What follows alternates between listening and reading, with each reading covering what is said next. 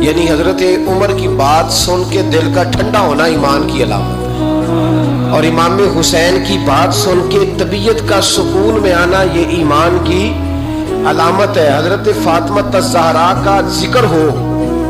اور وجود کے رونگٹے کھڑے ہو جائیں، طبیعت بے کیف طاری ہو جائے، سیدہ زینب کا تذکر آئے تو آنکھوں میں آنسو چھلک پڑے،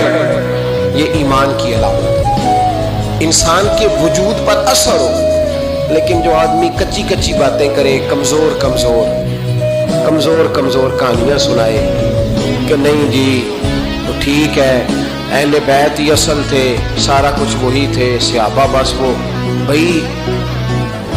جس آدمی کے پیچھے مولا علی نماز پڑھتے ہیں وہ بندہ تجھے قبول کیوں نہیں؟ جس ابو بکر صدیق کے پیچھے وہ نمازیں پڑھتے ہیں تجھے کیوں نہیں قبول؟ جس عمر کے وہ مشیر بنتے ہیں تجھے کیوں نہیں حضرت عمر قبول؟ اور جس عثمان غنی کے بارے میں مولا علی کی یہ رائے ہے کہ امام حسن اور حسین کو تلواریں دے کے حضرت عثمان کے دروازے پر کھڑا کر کے کہا بیٹا یہاں کھڑے رہنا، کوئی دشمن عثمان کے قریب نہ آنے پائے، تو جس عثمان کے حضرت علی محافظ ہیں تجھے وہ عثمان کیوں قبول نہیں؟ یاد رکھو ہم لعنت بھیجتے ہیں فرقہ واریت پر،